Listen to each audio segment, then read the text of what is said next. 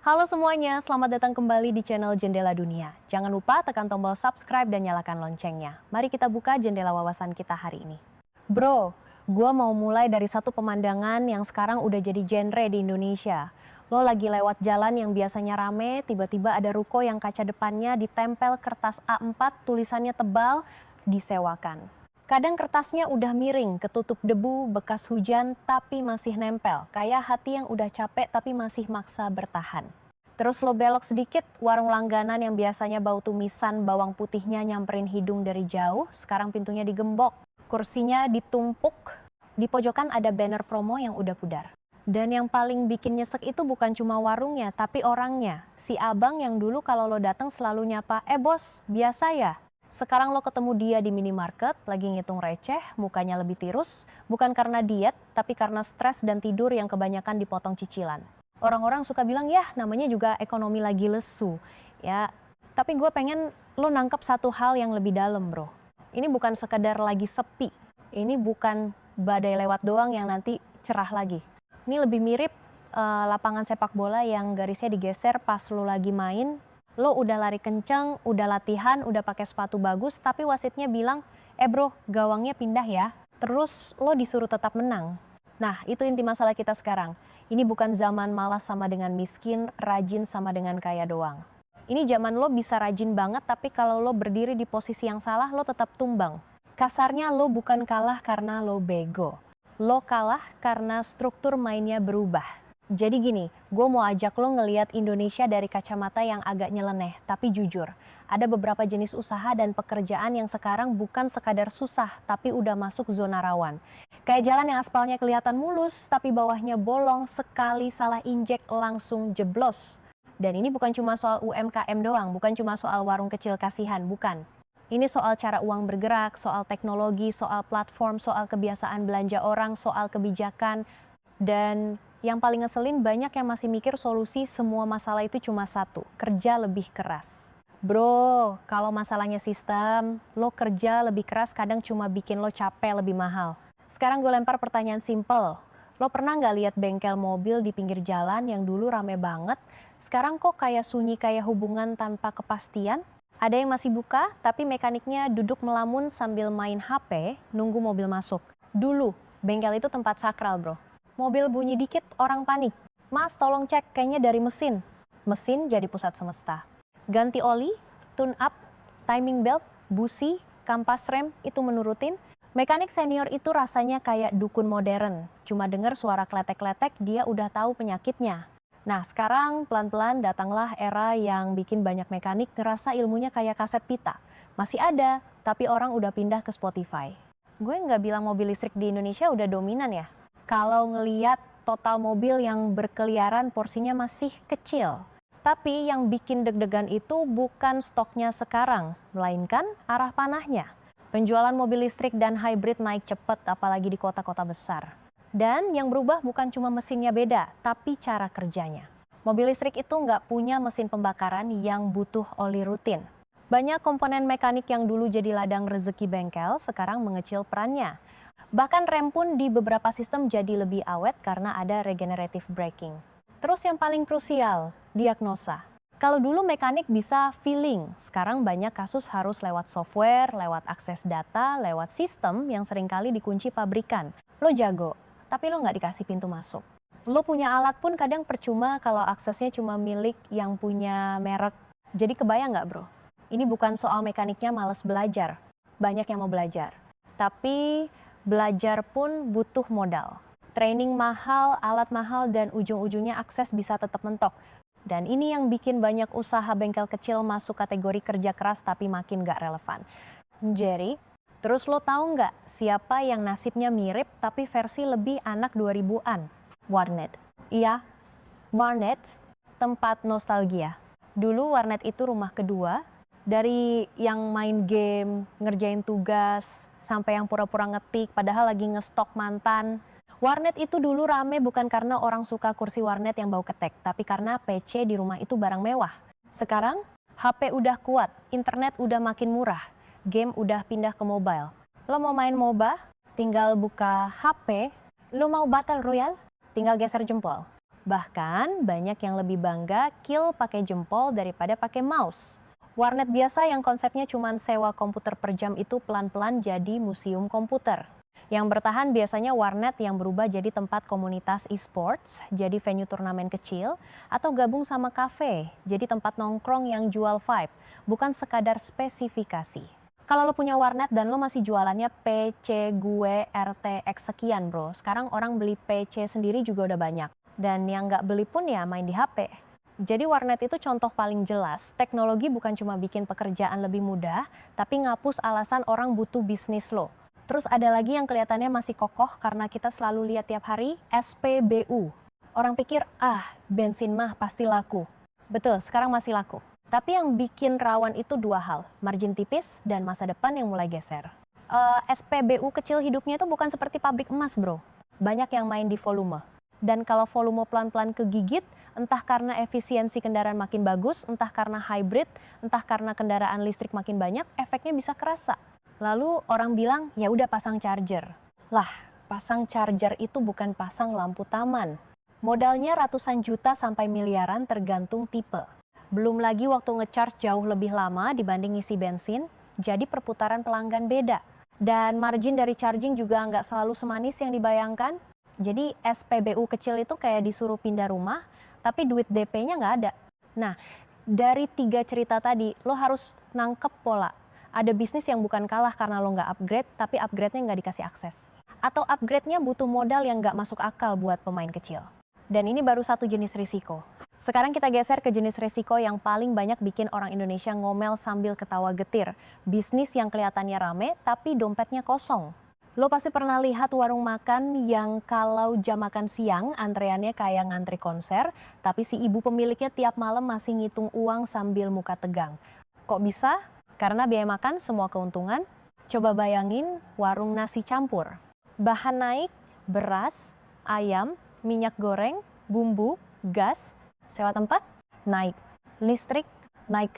Tapi harga seporsi? Kalau dinaikin kebanyakan, pelanggan kabur. Orang Indonesia itu unik bro. Dia bisa bayar mahal buat kopi yang namanya susah diucap. Tapi kalau nasi padang naik 2.000, langsung bikin thread panjang. Jadi pemilik warung sering kejebak, harga mentok, biaya naik. Dan kalau dia masuk ke aplikasi delivery, ada lagi pajak platform yang kadang bikin lo pengen ketawa tapi air mata keluar. Potongan 20-30% itu bukan mitos di lapangan. Jadi lo jual makanan 100.000, yang masuk ke lo bisa udah kepotong. Belum ongkos promo, belum diskon. Dan lucunya, pelanggan kadang cuma mau beli kalau ada promo. Jadi lo kayak dipaksa jualan dengan syarat lo rugi dulu ya, biar rame. Terus orang bilang ya udah jangan masuk aplikasi. Lah, kalau lo nggak masuk aplikasi lo kehilangan traffic. Ini kayak lo disuruh jualan di pasar tapi dilarang pasang papan nama. Bisa tapi susah.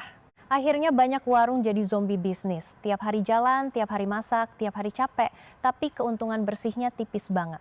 Kerja 12 jam. Hasilnya kalau dihitung per jam jangan-jangan kalah sama kerjaan yang orang sering remehin.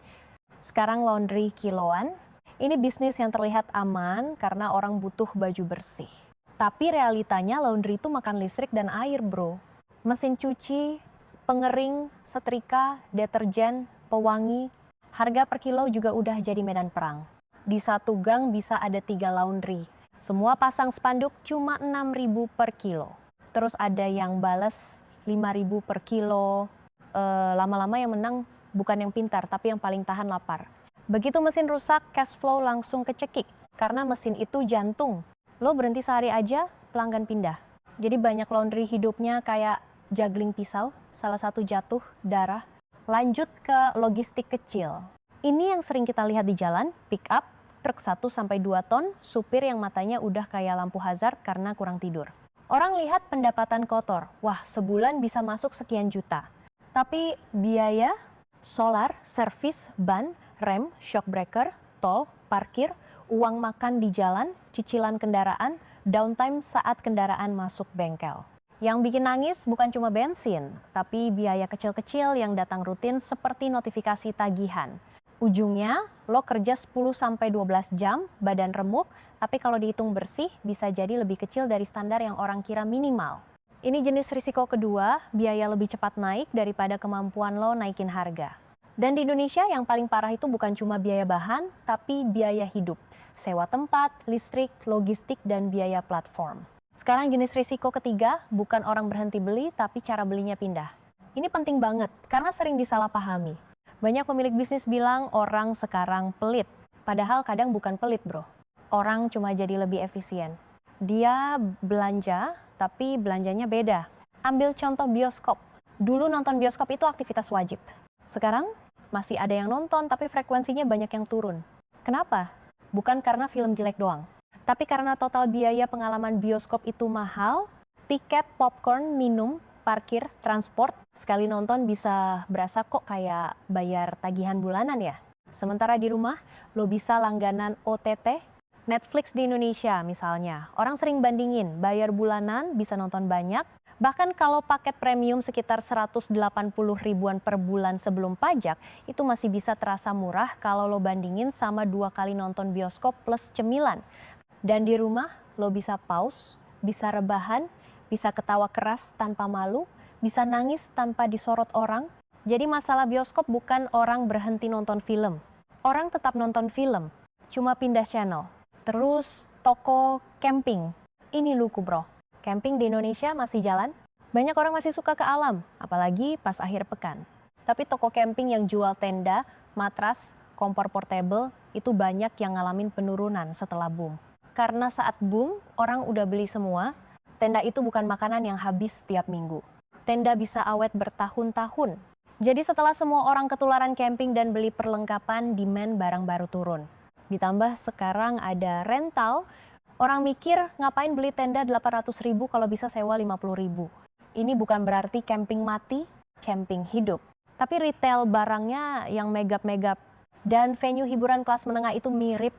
Ada jenis hiburan yang dulu jadi pilihan default, sekarang tersaingi oleh hiburan yang lebih murah, lebih fleksibel, atau lebih personal. Orang tetap cari hiburan, tapi patternnya geser. Jadi kalau bisnis lo bergantung pada kebiasaan lama, lo bisa kena. Nah, risiko keempat, domino industri. Ini yang bikin orang sering ngerasa gue nggak salah apa-apa, tapi gue ikut tenggelam. Kayak lo lagi berenang, tiba-tiba ada orang narik kaki lo karena dia panik, lo ikut ke bawah. Contoh paling Indonesia banget, pasar grosir. Lo sebut Tanah Abang, ITC, pusat grosir lain itu dulu mesin perputaran barang. Tapi sekarang e-commerce dan barang impor murah bikin struktur lama kepukul. Orang bandingin harga cuma dari layar. Barang yang dulu dijual lewat rantai panjang, produsen, grosir, reseller, baru konsumen sekarang bisa langsung loncat. Dan kalau barang impor murah masuk dengan skala besar, selisihnya bisa kebangetan. Konsumen banyak yang mikir, coba dulu aja murah ini. Dan sekali kebiasaan itu terbentuk, grosir tradisional harus berjuang 2 kali lipat. Bersaing harga dan bersaing kenyamanan. Ini perang yang berat kalau lo cuma punya senjata lama. Lalu properti, banyak agen properti kecil yang dulu bisa hidup dari transaksi yang cukup rutin. Tapi ketika bunga naik, harga rumah tinggi, daya beli ketahan, transaksi jadi tidak segampang dulu. Ada waktu tertentu naik dikit, ada waktu turun, tapi vibe-nya lebih sulit. Dan ketika transaksi properti melambat, efeknya bukan cuma ke agen. Interior dan furniture ikut kena. Karena banyak proyek interior itu datang dari orang pindah rumah, renovasi, atau beli unit baru. Kalau pindahan melambat, interior sepi, showroom furniture jadi gudang mahal. Jadi ini rantai, satu sektor goyang, yang lain ikut. Sampai sini lo mungkin mikir, oke, ini mirip banget sama cerita usaha yang ketiban perubahan zaman. Tapi bro, ada satu monster di Indonesia yang kadang lebih sadis daripada biaya, lebih licin daripada teknologi, lebih menyebalkan daripada pesaing, platform. Ini risiko kelima, dan ini beda sama biaya naik. Platform itu bukan sekadar ngambil fee. Platform itu ngambil posisi lo. Coba lo bayangin jadi seller di marketplace. Hari ini order rame, besok sepi, padahal produk lo sama, foto lo sama, rating lo sama. Kenapa? Karena algoritma, karena ranking, karena iklan. Karena platform bisa ngatur visibility. Lo bisa jualan mati-matian, tapi kalau lo nggak bayar iklan atau nggak ikut promo, lo tenggelam. Lo nggak punya data customer. Lo nggak bisa bilang, bro, besok gue ada produk baru ya. Karena customer itu bukan punya lo.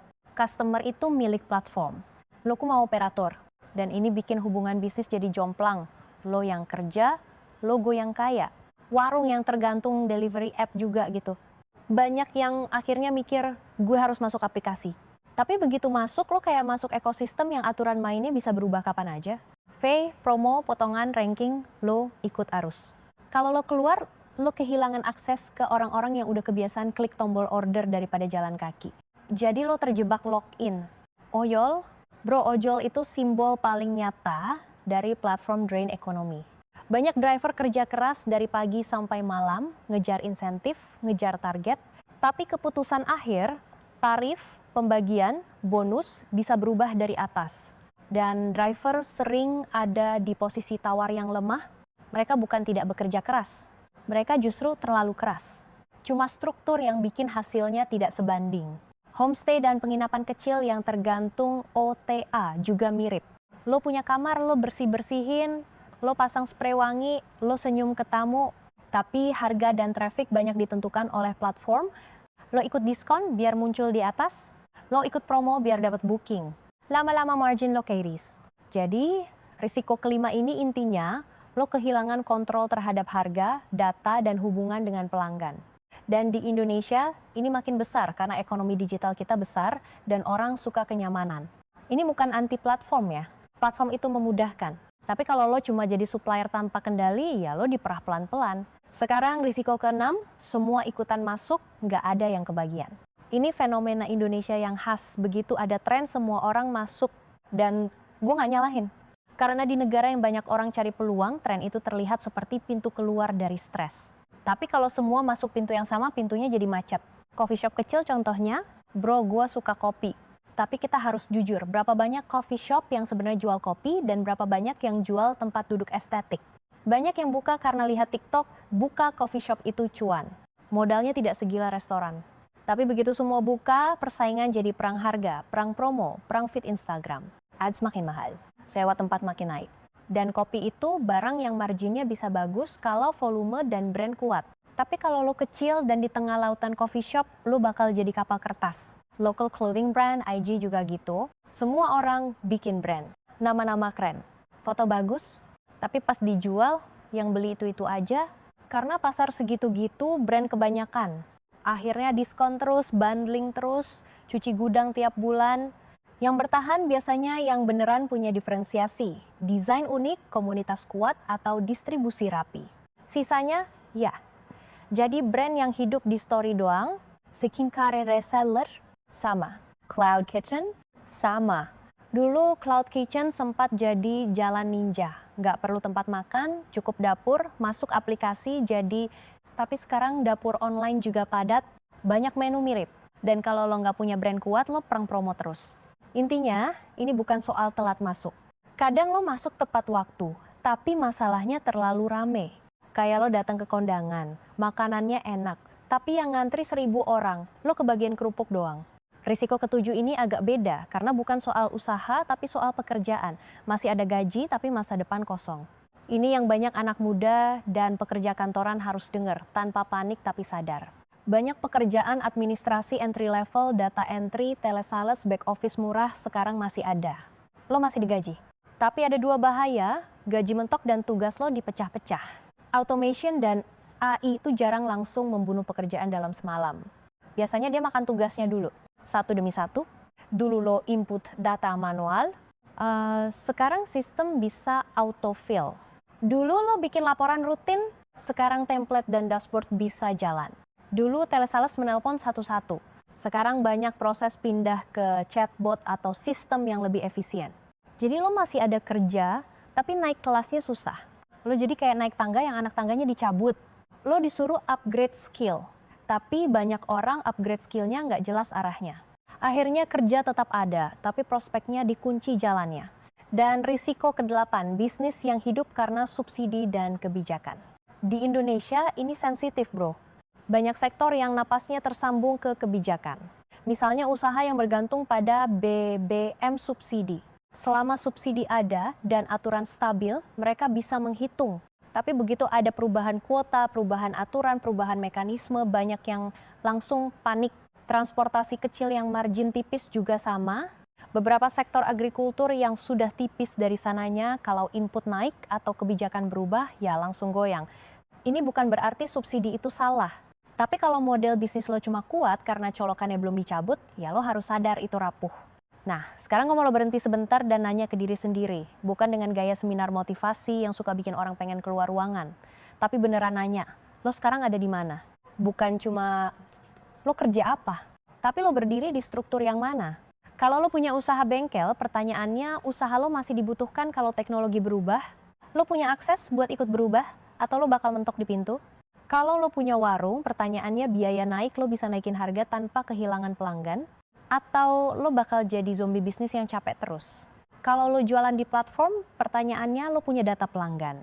Lo punya brand? Atau lo cuma numpang traffic? Kalau lo kerja kantoran, pertanyaannya lo punya skill yang naik kelas? Atau lo masih jadi orang yang tugasnya bisa dipotong sistem? Gue tahu pertanyaan-pertanyaan ini bikin kepala panas.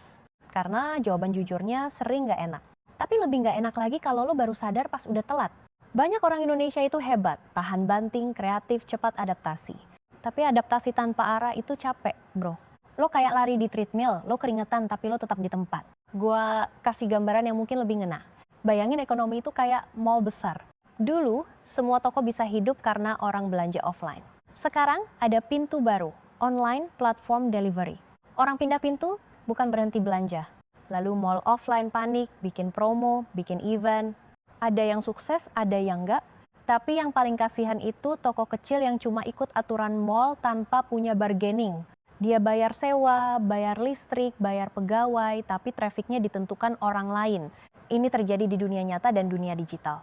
Dan di Indonesia, karena masyarakatnya besar dan heterogen, perubahan itu terjadi berlapis. Di Jakarta, perubahan bisa cepat. Di kota kecil, bisa lambat, tapi lambat bukan berarti aman. Lambat itu cuma ngasih waktu lebih panjang untuk siap. Dan banyak yang gak pakai waktu itu untuk siap karena sibuk bertahan. Gue bukan ngajarin lo buat jadi paranoid, bukan. Gue cuma pengen lo punya radar. Karena banyak orang hidupnya habis bukan karena dia gak kerja, tapi karena dia kerja di lantai yang retak. Lo injek terus, lo lari terus, sampai akhirnya lantainya jebol. Dan pas jebol, orang bilang, yah, dia gagal. Padahal bukan gagal. Dia cuma berdiri di tempat yang struktur ekonominya udah nggak dukung. Kalau lo pengusaha kecil, gue pengen lo mikir, apa yang bisa lo lakukan biar lo nggak jadi korban struktur. Kadang jawabannya bukan kerja lebih keras, tapi ubah posisi. Misalnya warung, lo perlu cari cara bikin pelanggan jadi pelanggan lo, bukan pelanggan platform. Minimal punya WhatsApp broadcast, punya database sederhana, punya identitas yang bikin orang ingat. Kalau lu bengkel, mungkin lu mulai fokus ke layanan yang tetap dibutuhkan, ban, suspensi, detailing, atau spesialisasi tertentu sambil belajar bertahap soal kendaraan baru. Kalau lo seller, lo bisa mulai bangun brand di luar platform, walau kecil. Kalau lo pekerja kantoran, lo cari skill yang bikin lo bukan sekadar operator, tapi orang yang bisa mengerti sistem, mengelola proses, mengambil keputusan, atau membangun hubungan. Karena yang paling gampang diganti itu yang pekerjaannya bisa ditulis jadi SOP lurus. Gue tahu ini kedengeran kayak yalah gampang ngomong. Tapi denger dulu bro, tujuan gue bukan nyuruh lo jadi Superman. Tujuan gue cuma satu, biar lo sadar ancaman terbesar di era ini bukan kemalasan. Ancaman terbesar itu kebodohan struktural. Kita rajin tapi nggak ngerti kita lagi diperas di mana. Kita rajin tapi nggak sadar pelanggan kita sebenarnya bukan milik kita.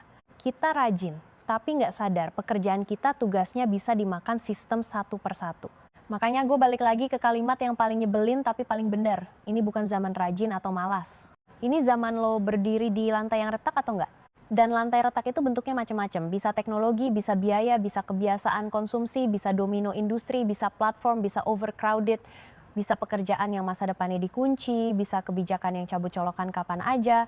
Jadi sebelum lo tidur malam ini, coba lo jujur sama diri lo. Lo gak perlu jawab ke gue, jawab ke diri lo sendiri. Pekerjaan atau usaha lo itu bisa naikin harga tanpa kehilangan orang. Bisa hidup kalau platform tiba-tiba ubah aturan. Masih relevan 5-10 tahun lagi kalau teknologi makin gila. Bisa berdiri sendiri kalau sektor tetangga jatuh. Kalau jawaban lo banyak, ya itu tanda. Bukan tanda lo harus panik. Tanda lo harus bergerak pelan-pelan tapi jelas. Dan kalau lo ngerasa ini berat, santai bro. Semua orang juga lagi belajar. Bedanya ada yang belajar sambil nyiapin perahu, ada yang belajar sambil tetap berdiri di kapal bocor dan berharap bocornya capek sendiri. Bocor mah nggak capek bro, yang capek itu kita. Kalau lo mau, pas lo bilang lanjut, gue bisa terusin dengan bagian yang lebih tajam. Contoh-contoh real yang lebih dekat ke kehidupan sehari-hari orang Indo. Gimana cara geser posisi tanpa harus jadi orang kaya dulu. Dan gimana ngenalin tanda-tanda bisnis lo udah masuk kategori zombie atau udah diperas platform.